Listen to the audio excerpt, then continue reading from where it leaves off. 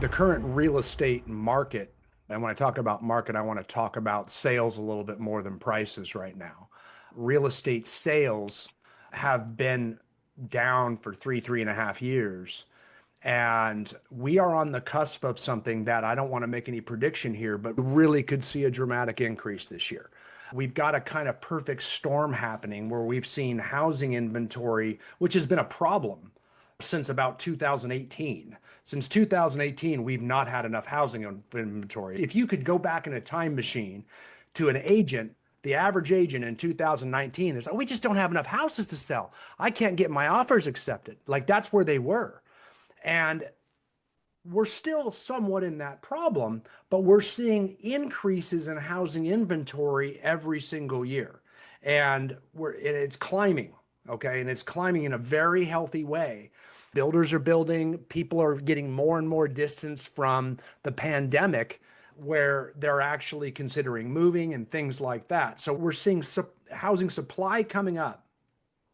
At the exact same time, we've seen interest rates come down for sure, but maybe the second quarter, maybe even the first quarter of this year, we could see them dropped dramatically. Even though the Federal Reserve chairman said, hey, maybe only one or two drops in 2026, we've got a political climate right now where the White House is actually attacking the Federal Reserve chairman for being too slow, trying to do other investigation, anything to get this guy out, which, mind you, the Federal Reserve chairman is done in May. And then the president can appoint someone who allegedly will be much more aggressive with reducing rates. The president of the United States is saying 1 to 2 entire percentage point drops, which takes a 6% interest rate and makes it 4%. With rising supply. Now you're dramatically increasing buyer demand with a lot of supply to gobble it up. And that could very well happen. It's almost like it's going to happen in the first or second quarter. It's just a matter of when, if all things. Now, again, I don't want to predict politics. That's for darn sure. I turn on the news every single day, and it's something absolutely shocking. And whether you agree that type of fiscal policy is right or wrong, again, I don't care. Save it somewhere else, because I'm trying to assess what's going to happen with real estate sales for real estate professionals.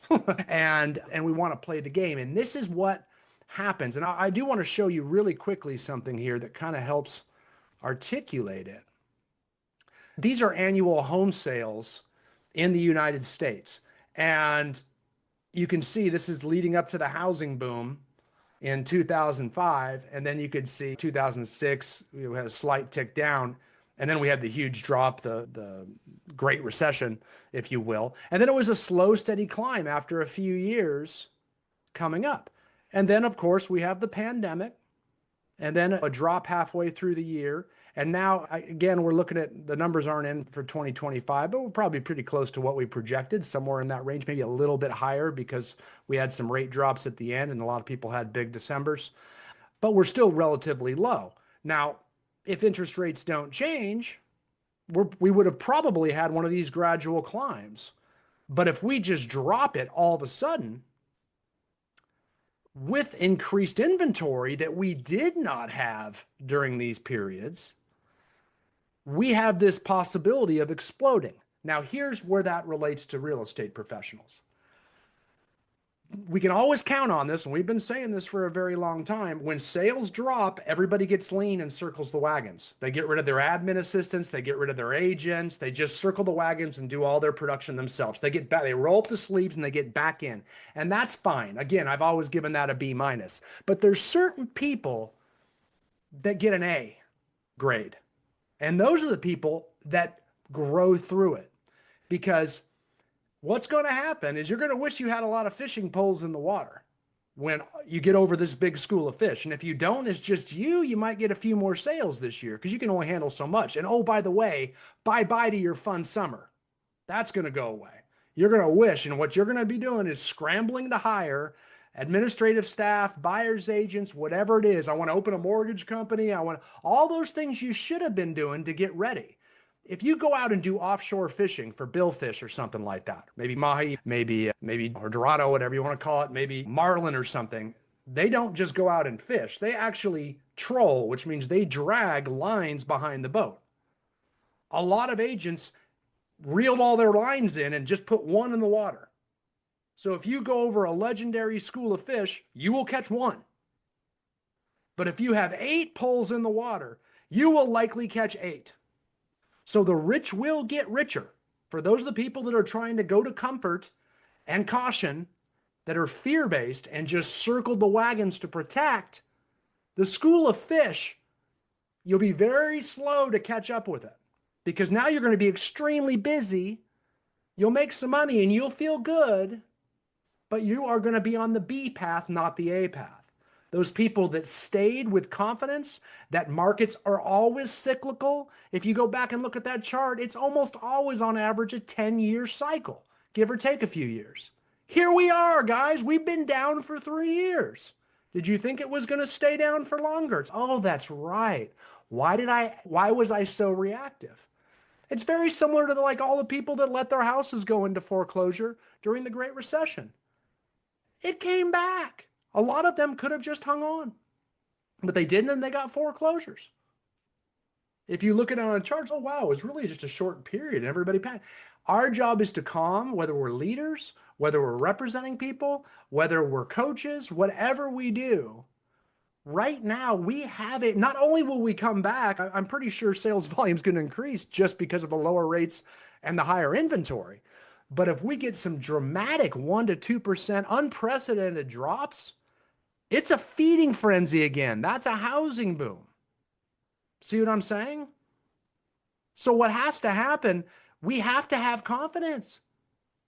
We have to have confidence right now. Despite all the negative stuff going on in the world, tune that crap out. Let's use our head with something we can control. Because we are on the precipice of something that could be amazing. I don't know. There's a lot of crazy things that can happen in politics, but it's looking like, I'm feeling like it's going to go that way. And I'm not a guy that says that, and I haven't been saying that for 3 years. I've been saying get ready for dark winters and dark sadness and all that kind of stuff. I've been down in the dumps on sales, but I'm telling you, it looks good right now for real estate sales to dramatically increase. Another little caveat with that, if you are a real estate professional and you want sales and you run around and tell people interest rates are going to drop, just please understand that. That is not a good thing. That makes everybody stay on the fence and wait while prices go up. So when you're out there, you're just pulling all the urgency away. And you're trying to say something you don't know. I'm telling you, I think it looks good from an economic point of view, but I'm not saying it is. So understand that if you're doing everything on interest rates, prices are still going up. So every time one of the presidents, I think everyone does it, is saying or talks about how we're going to make interest rates drop, it just slows sales because everybody just stays on the fence. Oh, that's good enough reason not to change right now. I'm going to wait. Well, again, be real careful with that one. But it does look like, oh yeah, and I forgot about that. Thank you, Nick. The federal government just got back in the business of quantitative easing. The White House just agreed to spend $200 billion on buying back mortgage-backed securities to artificially drop the market algorithm to lower the interest rate, the mortgage rate. And not the Federal Reserve rate, the mortgage rate directly. So what ends up happening is, as that trickles through, as those mortgage-backed securities are bought, again, whether you like this or not, I don't know, the federal government is actually spending $200 billion, and they could keep doing it if it doesn't drop it down enough, just to combat the lack of an interest rate, Federal Reserve funds rate, that the Federal Reserve Chairman is trying to do. So it's almost like just an all-out assault by land, sea, and air to get these rates down. That's huge. Great point, too. Agent population has dropped by about 26% since the peak of COVID.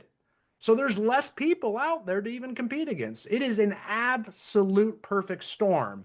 So if we are not moving forward aggressively with some sort of confidence, you're going to go over a ton of a fish with one pole in the water when the people that have been doubling down and saying this thing's going to turn, which it always historically has, always on about the same time period, about a decade or so, almost always.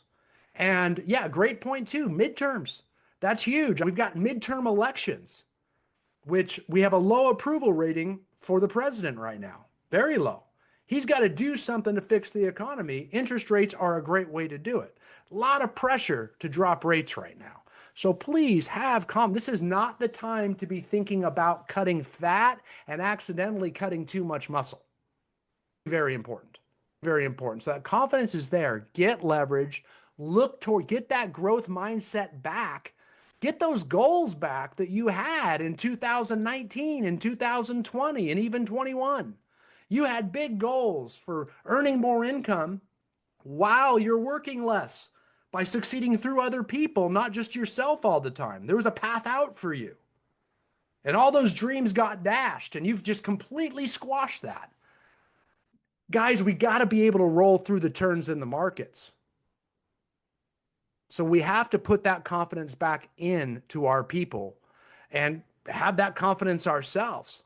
That growth mindset is real. You made it, possibly. Celebrate, because it could be right here. It could be. Almost every economic indicator is looking that way. Let's hope somebody doesn't bomb us or something. I don't know. I don't know what changes it from happening, but it's looking pretty darn good. Yeah, thank you, Brad. That's good, because that is true. All the poles in the water is called a spider rig. So it's time to hook up the spider rig. Get it all out. Get them all out. You know what I mean? All the poles out. This is the time we're about to go over. That's good. I like it. I like it. Fun fact from Coach Brad Baldwin. Well done. Well done. Okay. Hope that helps.